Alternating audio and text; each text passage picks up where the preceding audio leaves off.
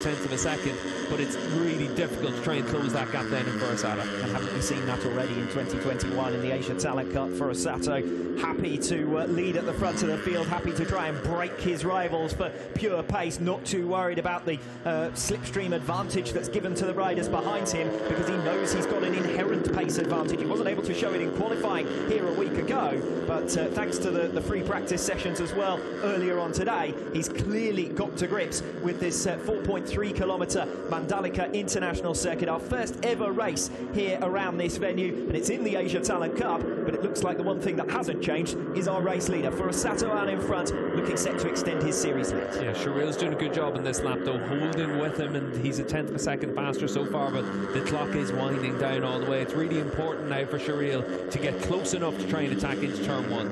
It's looking as though it's going to be the same top two for 3 races in a row. We had this finishing order between Furusato and Daniel Sharil in both of the races at the Doha Grand Prix. Furusato has had only 1 finishing position in 2021, and they've all been worth 25 championship points. Sharil then 2 tenths further down, and we've got a fall, and is that Danish? Yes, it is. It's Danish who's gone down in his fight with Carter Thompson. Last time over the line, he was in front, I think, of Thompson in the battle for 4th place. We'll see what happens here. Yeah, keep an eye in the background, and you're going to see for Danish, just tries to be a little bit aggressive through that last corner, trying to make sure he's able to close up on Carter Thompson to set up a move on the final lap, and just asks a bit too much of his Honda machinery. Yes, now look at the leaders, a tenth of a second between them on this final lap. Sharil has managed to find something a little bit special, a little bit extra. He was stuck down in 6th position at one stage. He's fought his way through onto the tail of Furusato. Furusato still unbeaten in 2021. Daniel Sharil might be about to have a go at stopping that from being the scenario. They make their way now in towards turn 10. This has been an action hotspot all race long. It's been an incident hotspot all race long as well. Furusato there defending to the inside. It's going to be single file through here. Turns 11 and 12 in towards the final sector.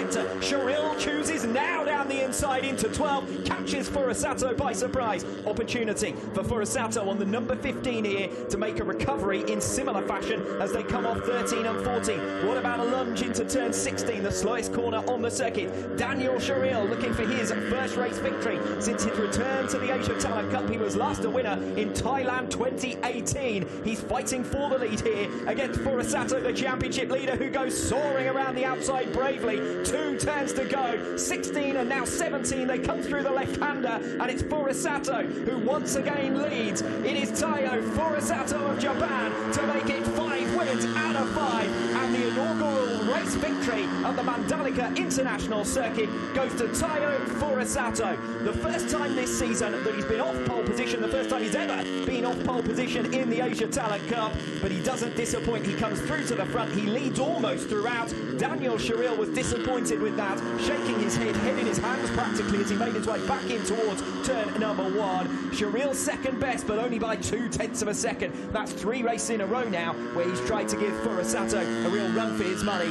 Gunmie with his 3rd podium finish of this 2021 campaign, 2nd time that he's finished in P3. Carter Thompson, an isolated 4th position in the end after late drama for Hakim Danish. So it does look as though we're only going to have 14 finishers to this race. I think I cursed it earlier on when I said that there hadn't been that many retirements in the Asia Talent Cup in 2021.